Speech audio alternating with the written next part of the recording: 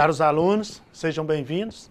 É sempre um prazer estar aqui novamente com vocês. Nessa aula trabalharemos conteúdos do capítulo 3, Gestão da Disponibilidade. Iremos conhecer as características das contas que compõem as disponibilidades de uma empresa, os motivos da existência dessas contas, bem como alguns modelos e técnicas de gestão de caixa. Peço novamente que não esqueçam papel e caneta em mãos para que possam anotar as possíveis dúvidas. Estas dúvidas deverão ser postadas no nosso fórum Tira Dúvidas. Vale lembrar que para tenhamos um bom resultado, será necessária a dedicação de vocês nos estudos e atividades da sala virtual, e também é muito importante que leiam o conteúdo da apostila. Bem, na última aula, analisamos o capital de giro de forma totalitária.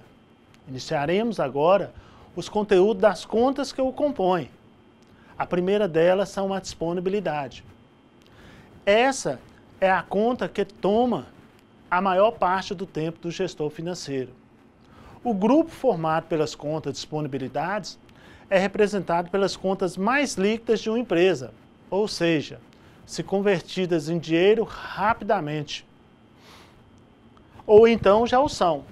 Esse grupo abrange tanto a conta caixa da empresa como a conta bancos, sendo que, por vezes, engloba a conta títulos negociáveis ou aplicações financeiras de curto prazo, que são títulos do mercado financeiro com liquidez imediata. A conta caixa pode ser considerada a quantia em dinheiro vivo que a empresa mantém para operacionalizar seu negócio. Em um supermercado, por exemplo, o dinheiro que cada um dos seus funcionários utiliza para fornecer o troco pode ser considerado recursos dessa conta. A conta bancos tem característica muito semelhante à conta caixa, sendo que essa é mantida por uma instituição financeira, a fim de transacionar os negócios.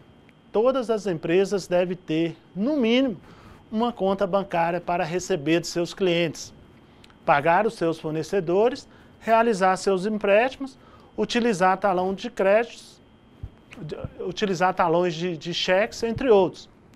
Títulos negociáveis ou aplicações financeiras de curto prazo são investimentos realizados com alta liquidez e baixa rentabilidade.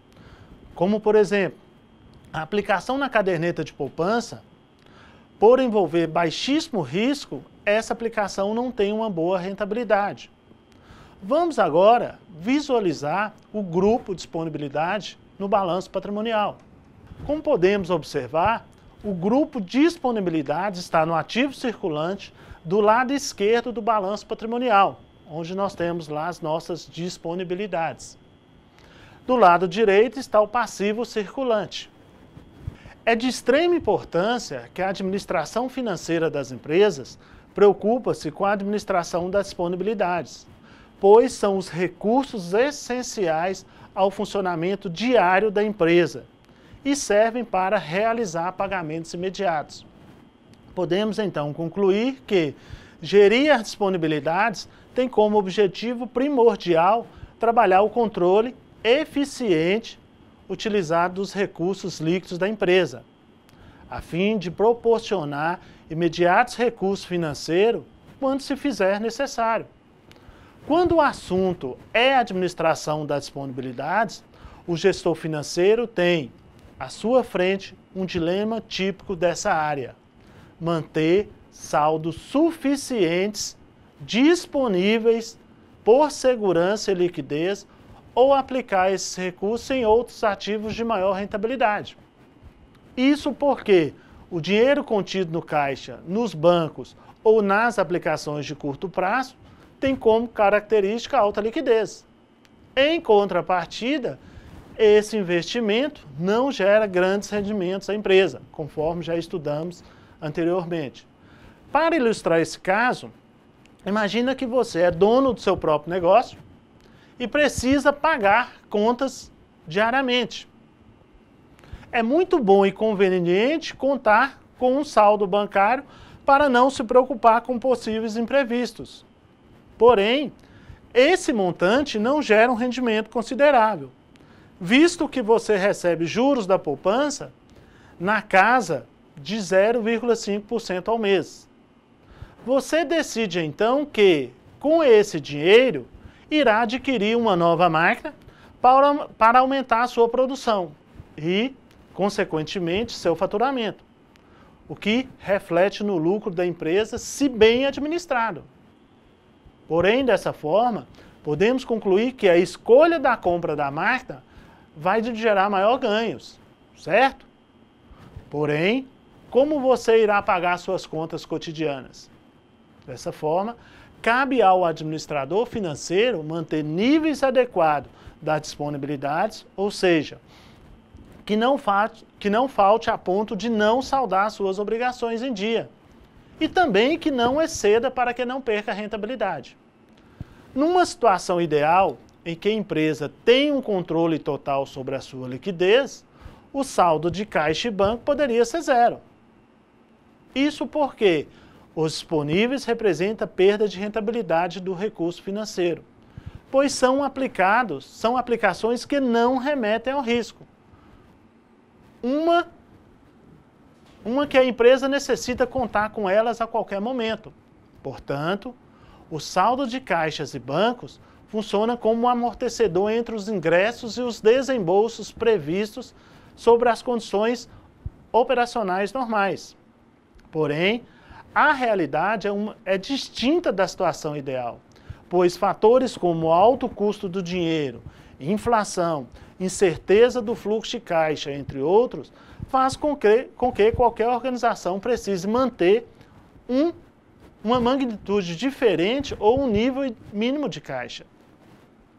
A Safineto identifica 3 motivos que levam a empresa a manter determinado nível de caixa, identificados como preocupação, transação e especulação. Vamos detalhar melhor esses níveis de caixa.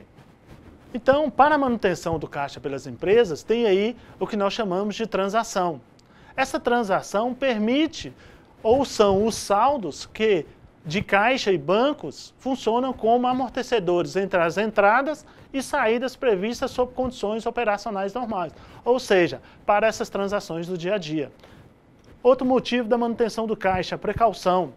As disponibilidades são mantidas para casos em que as condições operacionais normais da empresa não aconteçam como foi planejado. Se saiu fora do planejado, você tem aí um caixa que, por precaução, que vai impedir que você pare as operações da empresa. E também a manutenção de caixa é feita por especulação, ou seja, sabemos que as empresas ou indivíduos que possuem recurso financeiro em mão têm maior poder de barganha no mercado. Além disso, ao se deparar com oportunidades que geram vantagens financeiras, ter o dinheiro disponível pode garantir um bom negócio. Além dos 3 motivos apresentados, Brian e Herder apontam que os investimentos adequados em caixa e em títulos negociáveis podem ajudar a empresa a garantir a sua classificação de crédito, mantendo seus índices de liquidez correntes alinhados com os de outras empresas do seu setor. Uma sólida classificação de crédito permite à empresa tanto adquirir mercadoria dos fornecedores com termos favoráveis, como manter ampla linha de crédito de custo baixo, ou com seus bancos. Por não apresentar retorno atraente ou até inexistente, o saldo disponível ideal deveria ser o mínimo possível. A Safineto, ele destaca que uma posição externa de disponível zero, no entanto, é inviável na prática, já que a empresa precisa normalmente manter certo nível de recurso financeiro à disposição para atender às razões apresentadas anteriormente, principalmente em condições de incertezas. Desta forma, para a determinação de um caixa mínimo exigido, o mesmo autor, a Safineto, afirma que dependerá de uma série de fatores, como, por exemplo, acesso reconhecido às fontes de financiamento, de capital próprio ou de terceiros. A existência de um mercado financeiro desenvolvido pode ainda reduzir a existência de um caixa mínimo. um bom relacionamento com o sistema financeiro, particularmente no que se refere ao saldo da conta em bancos.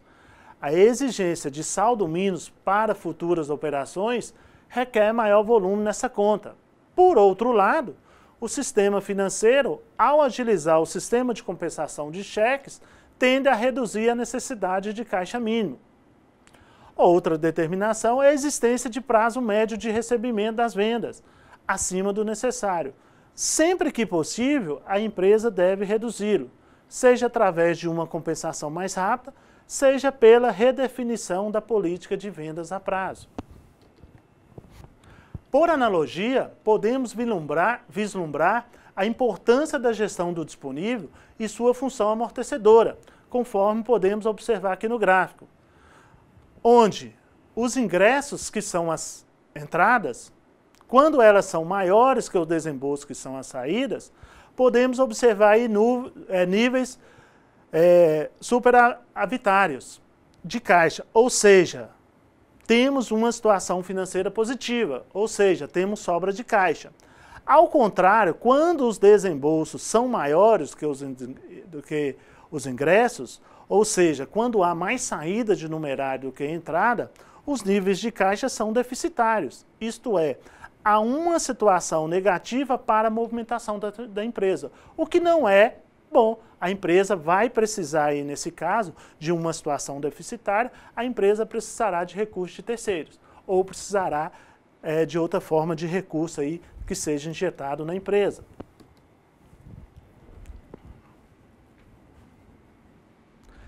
As empresas vivem um conflito grande no momento de fazer a gestão do seu disponível. De um lado, encontramos a segurança em manter saldos para liquidar qualquer emergência. Do outro, existe a cobrança pela lucratividade, que visa manter todo o dinheiro possível em atividade para obter o maior rendimento possível. Então, esses modelos visam fundamentalmente fornecer ao administrador financeiro condições mais científicas para definir o nível ótimo de caixa de uma empresa. São modelos importantes para um amplo entendimento do comportamento do caixa. Então, é de extrema importância destacar que esses modelos não devem ser aplicados sem restrições. Como todos os modelos teóricos, eles constituem em simplificações da realidade, incorporando os aspectos essenciais de uma decisão sobre o volume ideal de caixa de cada empresa. Então, vamos agora conhecer modelos de administração de caixa. Então, temos o modelo do caixa mínimo operacional. O modelo do caixa mínimo, ele deve financiar a falta de sincronização entre as entradas e saídas de recursos financeiros. Ou seja, o modelo do caixa mínimo deve apresentar-se suficiente para processar pagamento quando as entradas esperadas, que são os recebimentos, não se realizarem. Para o seu cálculo, basta dividir os desembolsos totais previstos pelo giro de caixa. Então, nós temos aqui que o saldo mínimo de caixa, desembolsos totais esperados em determinado período pelo giro de caixa.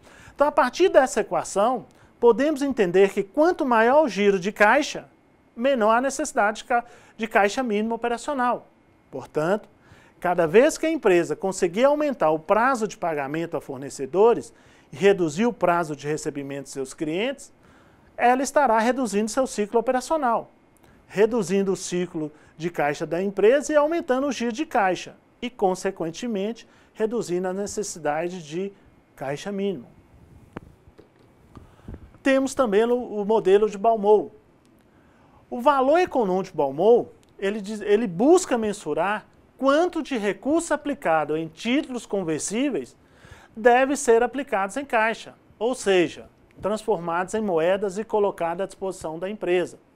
O caixa é considerado um item de estoque, tanto é que esse modelo também é aplicado na administração de estoques. Baumol trata as necessidades de caixa como sendo totalmente previstas e dentro de um fluxo constante. Então, nós temos aqui que essa necessidade de caixa aí pode ser através da fórmula raiz quadrada de 0,5 vezes I vezes R dividido por B. onde I é a taxa de juros da aplicação financeira, R, o montante recebido no período, e B, o custo de cada operação de resgate ou investimento. Então, se você tem investimentos, basta pegar esse custo aí. N será o número de operações a serem realizadas no período, considerando a aplicação inicial também como uma operação. Este é mais um modelo que consegue calcular o valor disponível de caixa. E aqui podemos observar no gráfico, né, que Balmor mostra aqui, que o saldo disponível de caixa reduz continuamente até que esta faça uma nova aquisição de recursos. Então ela vem descendo, depois ela volta a crescer de novo. Neste exemplo, a empresa necessitou buscar recursos para suprir seu caixa, porque ele passou do saldo médio de caixa, o que indica um giro de caixa é igual a 2. O próprio Balmor reconhece as seguintes limitações do método. É um método estático, ou seja, os fluxos são previsíveis. Assume que B é constante, variando linearmente com a magnitude do somatório envolvido. Os pagamentos são fixos e não há recebimento de outros recursos durante o período. Então, vamos agora tratar o nosso último modelo, que é o modelo de Miller. Esse modelo é considerado o mais realista e apropriado para lidar com ambientes de incerteza quanto à previsão do caixa, ou seja, entradas e saídas de recurso financeiro.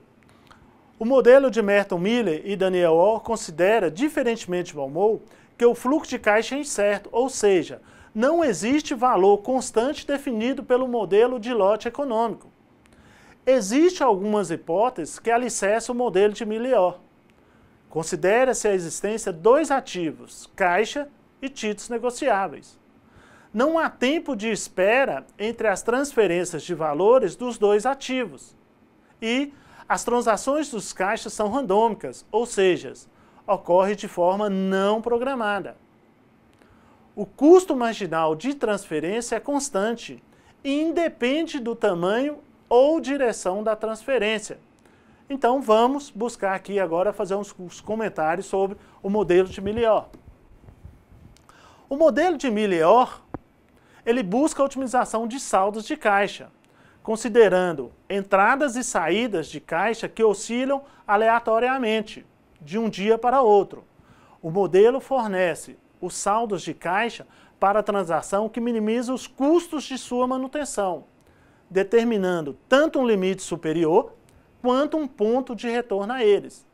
Esse ponto de retorno representa o nível estipulado para o saldo de caixa, seja no caso de conversão para títulos negociáveis ou vice-versa. Os saldos de caixa podem oscilar entre 0 e o limite superior. Então, o que nós podemos observar, o que o modelo de Miller ele fala é o seguinte, que você tem que estar dentro de um limite tolerável e, se você atingir o limite superior, você tem que fazer aplicação. E se você atingir o limite inferior, você precisa de recurso. Então, atingindo, a partir do limite superior, você está com essa sobra de caixa, onde você vai determinar aí uma aplicação ou determinar algum outro caminho para o valor que está sobrando no caixa. A ideia do modelo de Miller é minimizar os custos das necessidades de caixa, a partir das escolhas do limite, H e Z, sendo Z dado pela fórmula. Então, nós temos aí que M mais a raiz cúbica aí de 0,75 vezes B vezes a variância, dividido pela taxa. Então, onde aí o M é o valor do caixa mínimo, então nós temos aí o valor de caixa mínimo determinado pela empresa, é o que vai minimizar o risco. Temos B, que é o custo das transações dos títulos negociáveis, né? E temos aí a variância dos saldos líquidos diários de caixa. E I é a taxa de juros aí de títulos negociáveis. Existem dois limites de controle, o limite superior, que é o H, e o limite inferior, que é O. Quando os recursos de caixa atingem o seu ponto máximo, devem ocorrer transferências no montante para os títulos negociáveis, reduzindo o volume de caixa ao valor Z. Assim, a empresa comprará títulos negociáveis, o que causará uma redução no volume de caixa. Quando o saldo de caixa atingir seu limite mínimo, que é o ponto zero, serão resgatados os títulos negociáveis e elevando-se o valor do caixa para o nível Z, que é o nível ideal, recompondo o equilíbrio. Enquanto os volumes de caixa não atingirem os limites máximos e mínimos, nenhuma decisão deverá ser tomada. E o caixa oscilará aí livremente. Né? O caixa oscilará livremente. O objetivo básico do MILI-OR, do modelo de caixa, é minimizar os custos esperados total das necessidades de caixa, o que é feito pela escolha dos limites ótimos, que é o H, o limite superior, e o Z. Um instrumento muito utilizado na administração das disponibilidades é o fluxo de caixa. Vamos tentar entender, através de um exemplo, o fluxo de caixa. Sua empresa vendeu bastante, só que o primeiro recebimento será daqui a 60 dias. As contas de luz, água, telefone e aluguel vêm daqui a 30 dias.